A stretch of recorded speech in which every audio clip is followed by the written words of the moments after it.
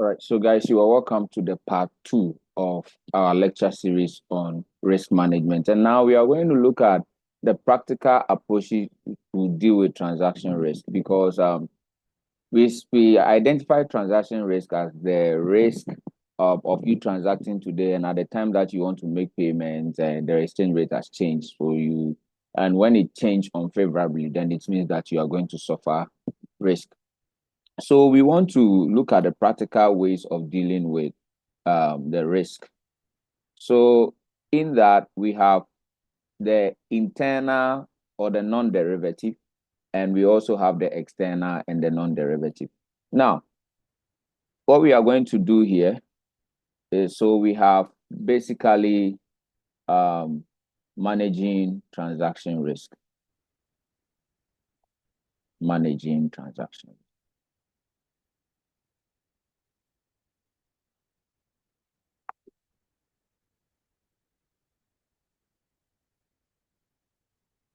All right, so we have the internal way of managing it, and we have the external way of managing it.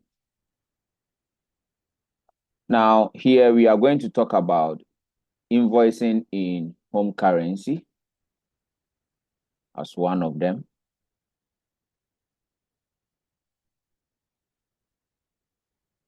And what you should understand is that these ones are also non-derivatives. It doesn't really involve the use of a bank. All right. So we are talking about non-derivative or a market. So the first one is invoicing in your home currency. Now, let's say, and that is what has been happening. If you are Ghanaian, you do understand that when you buy things at US or from US, they are going to invoice you in dollar, their home currency. What does that mean? It means the burden will be on the one who bought the thing to go and look for their currency to pay them. And that is what has been happening. All right. So let's flip it around. We are Ghanaians. I'm a Ghanaian. And let's say I invoice you my tuition and you are paying me in Ghana cedis, but you are watching this tuition in US, but you need to pay me in Ghana cedis. Then it means that the burden is on you to go and look for the cedi and come and pay me. So basically, that is that. It has advantages and disadvantages. So what you realize is that, okay, if I'm not there, I don't have what we call monopolistic power as a supplier. It means you're going to go to somebody else who accept your currency. That is that. All right. So those are the dynamics around it. But if you invoice in your home currency, the person is giving you your currency. So that is that. And that is what the US has been doing to most of the African countries, that they invoice them in their home currency. So that for them, there is no exposure. The exposure is rather with the one who buys. So you are not just buying something and paying for the thing, you are also suffering from the payment itself. All right. So you see, it's a lot is going in there. Then number two, we have you deciding to do nothing. You are doing nothing about it. So for you, you buy the thing as it is. When the time comes for you, you pay. So if the exchange rate goes up, then you will suffer. If the exchange rate comes down, then you gain. So you can gain some or you can lose some. Then we have the next one, which is called leading and lagging. Leading and lagging. Now, in leading and lagging, what do we look out for? What we are trying to say is that if you can predict that the exchange rate will increase tomorrow, then you have to make your payments now so that you don't suffer for the exchange rate that is going up tomorrow. That is what we call leading. But if I know that tomorrow the exchange rate is going to come down, then it means that I should just wait and pay you. All right. So let's take this example. But you see, to each one there is an advantage and disadvantage. All right. If you pay early, I mean, you are keeping a proper relationship with your supplier, but you are also losing your money. You remember working capital? Yeah. If you lag, you are saving yourself from the exposure, but the supplier will not be happy. So those are the trade-offs. All right. Now let's look at this question. Let's look at this question. we have a question where William Co. is based in Denmark and imports from Ghana. So the company is due to make 500,000 Ghana cedi payment to the Ghanaian supplier in a month's time. And the current spot rate or the exchange rate, as you have it, is 0.6450 is to 1 kron. So that is that. Now, it says that if the kron is expected to appreciate by 2% in the next month and by a further 1% in the second month, what would Williams' strategy in terms of leading and lagging be, and how much would the company benefit from that strategy? So, and again, there is B. It says that if the kron depreciates by 2% and a further 1%, so there is something called an appreciation of currency and a depreciation of currency. What does it mean? What does the appreciation of a currency mean? If a currency appreciates, for example, if the kron appreciates, it doesn't mean that the kron value here is going to go up. No, it doesn't mean we should increase that one there by 2%. No, but what it means is that if it has gone up, then it means that we will need more cedis to buy that kron. So when we were Ghanaian, when you hear that the dollar has appreciated, then it means that we are going to need more cedi to buy $1. That's just the meaning. So if it has appreciated by 2%, then it means that we need to increase our cedi by 2% to be able to get 1 kron. So in 1 month's time, they said that the appreciation is 2%. In 2 months' time, sorry. It says that no, it's 2% in the next month. Okay, so it's 1 month it will appreciate by, and it says that a further 1% in the second month. So in 2 months' time, it is going to appreciate again. And the word there is a further. All right. So it means you can say it will appreciate 3% from the original here. That is what you can say. All right. So what does it mean? So it means that we are going to increase this figure by 2%. And that will mean that we are multiplying 1.4650 by 1.2. That is, some people will do the 2% and come and add it back. I mean, those things just waste time more sometimes. All right. It will be equal to 1 kron. That is that. Then they say that it went up a further 1%. So the answer that we will get here, we will make it a further 1% again. So let me pick my calculator, then we run ourselves through that. So I have 0.6450 multiplied by 1.02. It should be 1.02 because it's 2%. All right, let's correct that. 2%, all right, is to the kron. So 0.02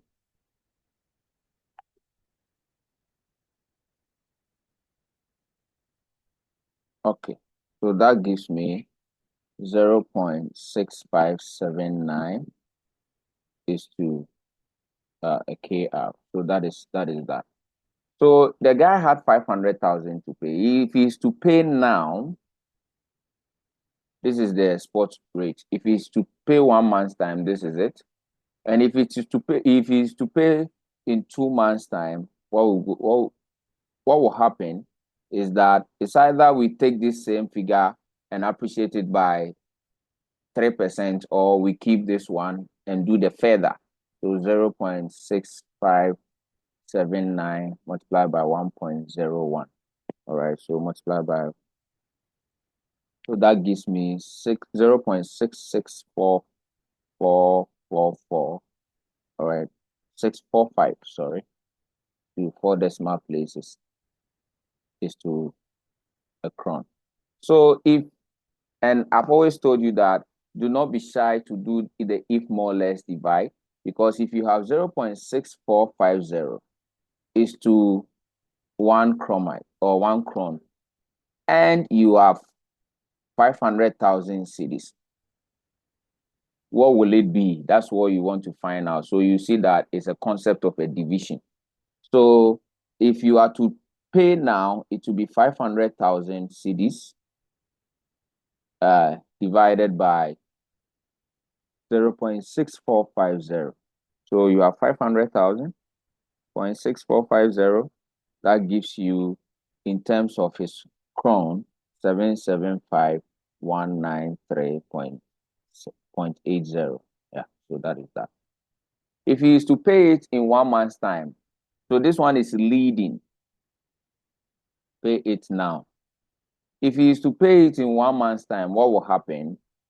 We will have the same 500,000, and since it's a division, 0.6579, so 500,000, 0.6579, that gives us 759,993.92.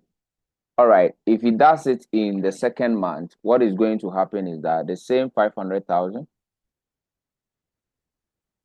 is supposed to be something like this.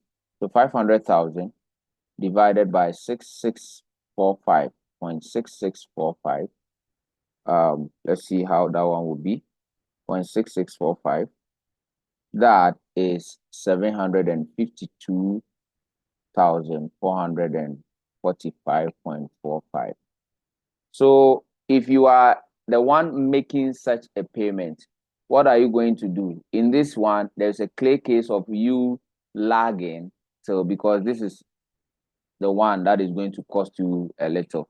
I mean, looking at them, you will need a little, comparatively, a little of the crown to actually pay your CD value.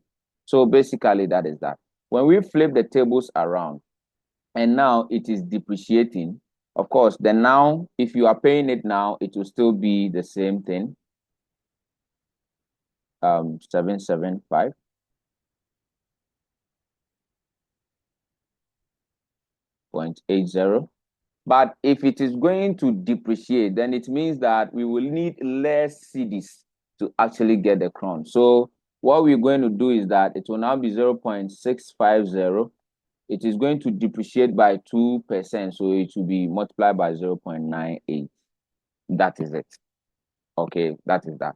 So what we will do is that 0.6450 by 0.98, that gives me 0.6321. All right, so in this case, 500,000 divided by this 21. This is CD, and we are converting it into crown. 500,000 divided by that. That means that it will be 791,014.08. All right, so basically this is it. Then if you wait till the second month, of course, it is going to depreciate a further. Then it means that you pick this figure, which is 0.6321, and you are multiplying it by 0.99. All right, so that is that. So it is going to depreciate again. All right, or you can pick the original one and multiply it by 0.97. Okay, so 0.6321 by 0.99. That gives us 0.6258. So if I do my 500,000 divided by 0.6258 CDs to get the crown, my answer that I'm getting here is 799,004.12. So in this case, what should I do? Then it means that I should rather pay early. So basically, that is that. So when these are the two situations that you have. So it looks as if this one, if you are paying early, you are going to use more of your currency. Therefore, you need to slow down. All right. But this one, you need to. All right. So basically, that is that. Practically, it seems it doesn't make sense, because if somebody's currency is increasing, why will you wait and make sure it is increasing before you pay? And you are getting this answer. But you still have to work it. All right. So that is that. is theoretical. All right. So basically those are the figures you have. So here, these are the figures here too. These are the figures. All right. So that is that. Okay. It looks as if this one differ a little because of the what do you so how come 0.99 it looks as if it's a slight difference. So let's confirm it. All right.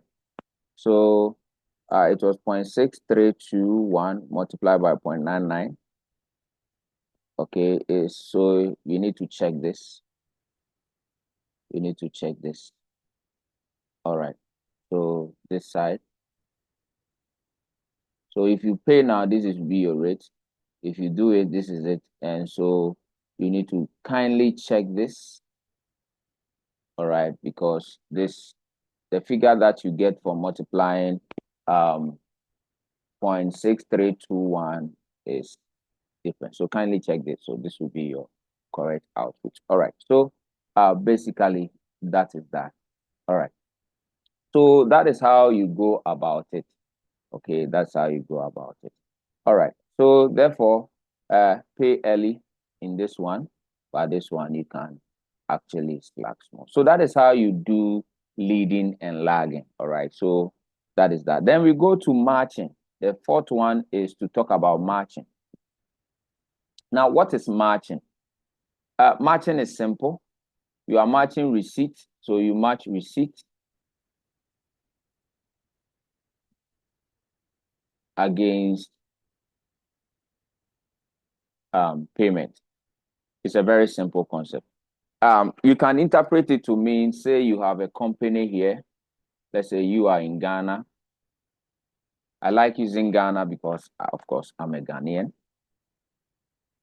Now, I am trading with two entities that are, let's say, I have one in US here. The second one too is in US. Now, what I do is that this one is my customer. So he will be paying me in USD. All right. But I also have this US company as a supplier. So I will be paying them USD. Then I have a receipt here and I have a payment here. So I can actually ask that this entity pays this entity with proper documentation, okay? With proper documentation. All right. So that it pays this one. So it reduces my exposure. All right. So I match my receipts against my what do you call it? My payment. Or I can ask this customer to pay me in USD. And once I have USD, then I transfer it to this entity. But you see, when you receive the money, you are doing this transfer, you bear some cost, bank transfer charges, SWIFT charges, and all those things. But if you let this guy do it, you see that because it's within their country, the charges are much lesser. All right. So basically, that is that. So that is it. So you would also do it in another form whereby you have a bank account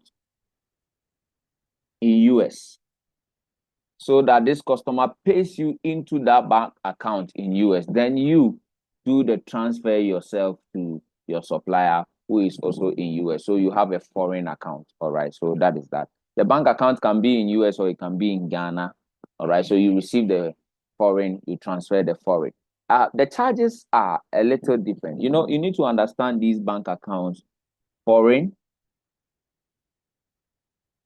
and forex. You need to understand these things.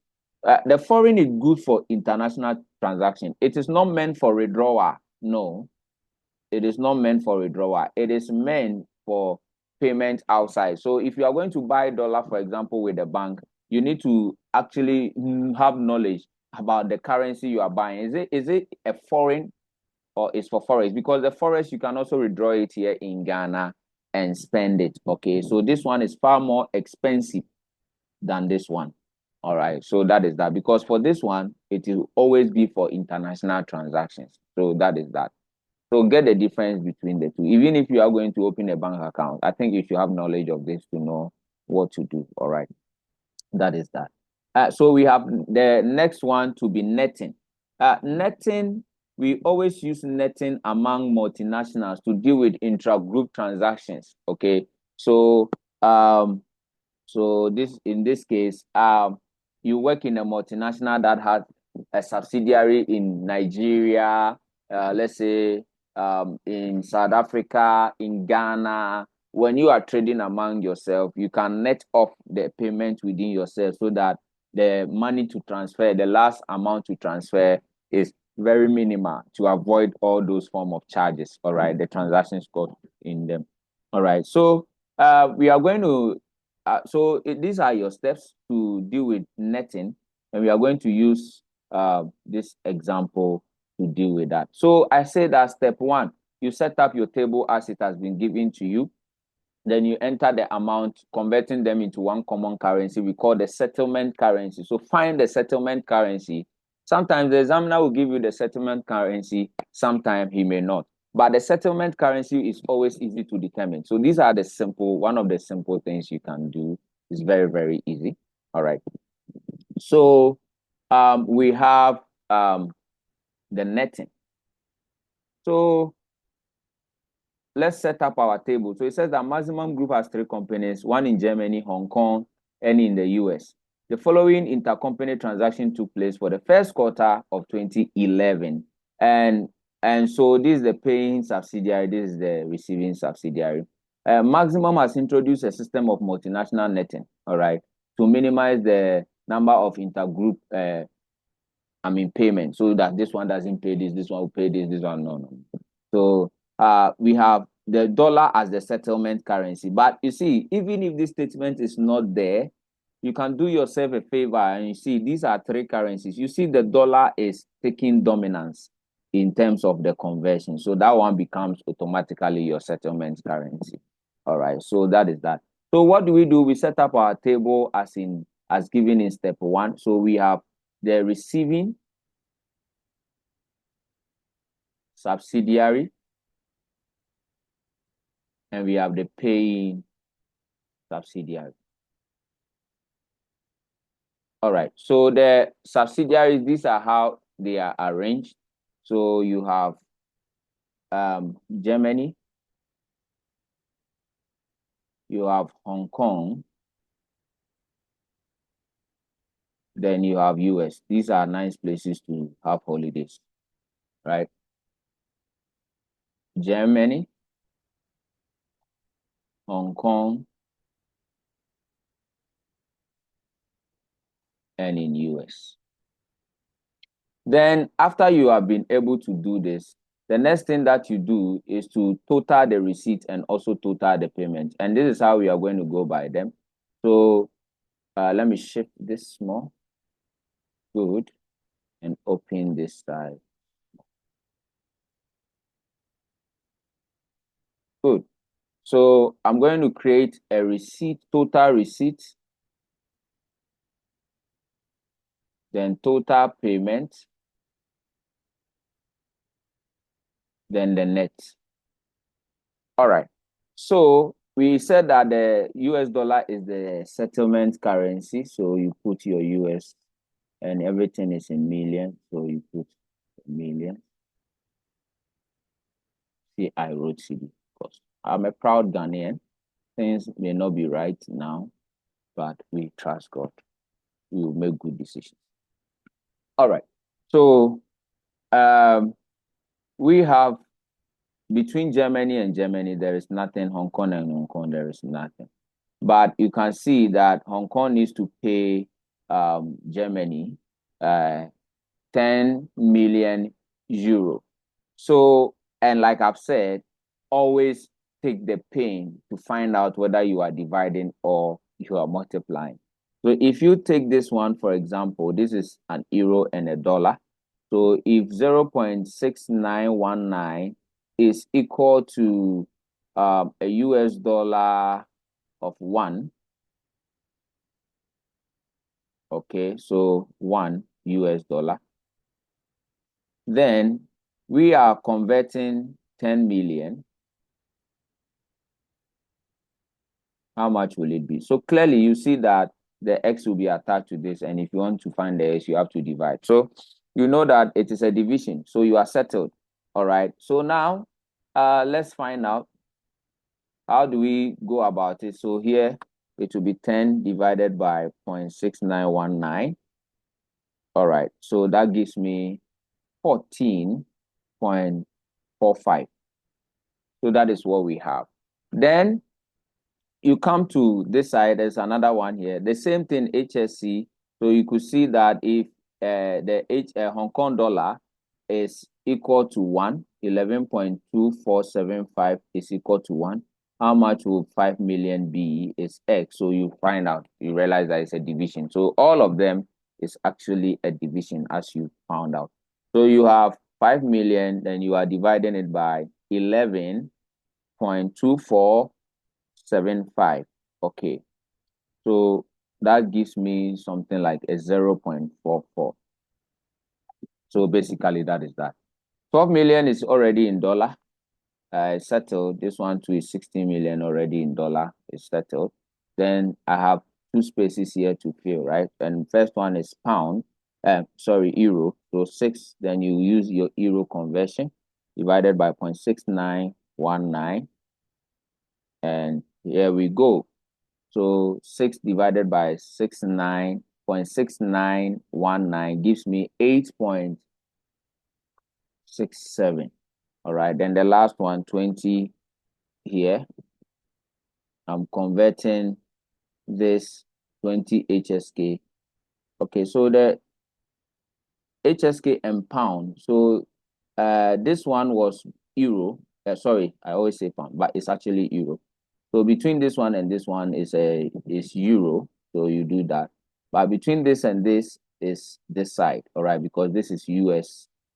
All right. So that is that. So you need to know which one to use to stay correct. All right. So that is it.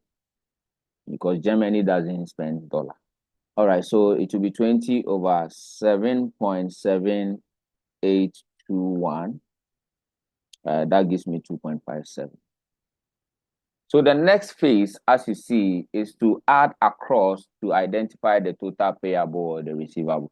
So we're going to add this way to like this arrow way to do our total receipt and add this arrow way to get our total payment. All right, so the first one I have 14.45 plus 8.67, and that gives me 23.12, and here is obviously 12.44. So it's a payment. So if I say minus 12.44, what I have there is 10.68. Okay, so that's it. All right, then here adding across, obviously it looks 2.94, right? Yeah, so that is that. But when you add across here, this one alone is like 30, so it's like 30.45. Okay, so 2.94 minus 30.45. That gives you a negative of 27.51 or something like that. Okay, so I think this is 30 and this is 45 and this is 2, then the 0.5 makes it 94. So all correct.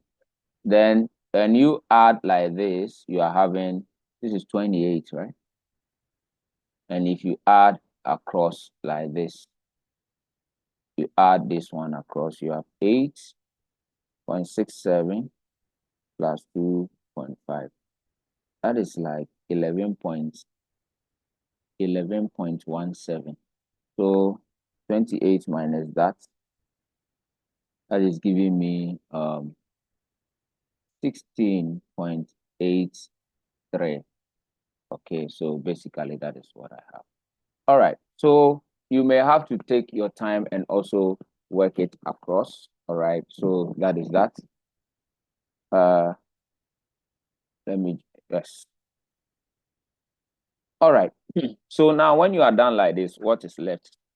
What is left is that the one here is the one meant to be making payment. He has payment to make. he has payments to make. All right. So it means that he needs to pay this one because this is a positive that demands a net receipt. So Hong Kong will rather remit to Germany 10.68, and the same Hong Kong will have to also pay the US. The Hong Kong will have to pay US an amount of 16.83. So when you add it together, you should be getting 27.51. So basically, that is how it works. All right. So at the end of the day, you just say Hong Kong pays Germany this amount, and Hong Kong pays US this amount. That's all. All right. There's a second illustration.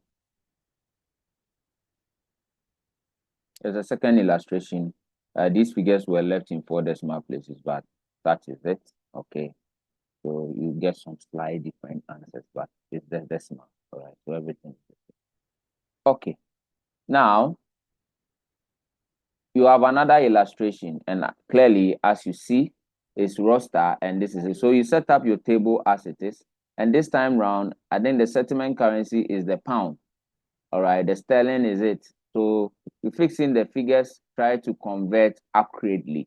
So for example, if you are converting this US in Gaza, all right, between roster and Gaza, then which currency are you going to use to do the conversion? Because you are taking this thing into euro, and that will be, this is US dollars. So make sure you use your US dollar. All right. But if it is like forward and these ones, you have to use this thing to convert. So which ones are you going to, if you say 1.55 is to £1, then dollars is to £1, then how much would 50 be? 50 will be X. So this one too is a form of divisions that you need to do. So you divide the figures, you put them, you add across, then you add down. Then in this case, it means that Hong Kong is supposed to be Gaza. I mean, change the name. It's supposed to pay this one and this one to pay this one. So basically, that is that. I think the copy and paste of the answer is what has happened. So basically, that is all you go through to do. I mean, that is it. All right. Then we have matching. The next one we need to learn how to do is matching. Now here you are matching assets. You are matching assets, and this is the sixth one. You are matching assets against liabilities. All right. Liabilities. So a company who expects to receive a significant amount of foreign exchange would want to hedge it against the currency weakening. Now, in terms of doing that, they will borrow the foreign currency. All right. Borrow foreign currency and using the receipt of that foreign currency to pay a loan. That's all. That's all. Then later you collect your money. Or look at this form, a company which has a long-term foreign investment. For example, an overseas subsidiary may also match foreign assets, I mean PPE, all right, by a long-term loan, like the way we did matching in working capital management, if you remember. All right, so basically that is that. Then the last one is a forward rate. The last one is a forward rate. And now in there, we will be zooming into the derivatives. Okay, so we will be looking at the forward rate. Then later, we will look at the money market. All right. So this ends the internal ones. Okay. So it ends the internal ones. All right. So that is that. It ends the internal. So and the internal ones are all non-derivatives. Okay. They are all non-derivatives. Sometimes we classify money market too as non-derivative, but we are going to take our time and look at issues of the derivatives, all right, in the next video. So thank you very much. Meet me in part 3.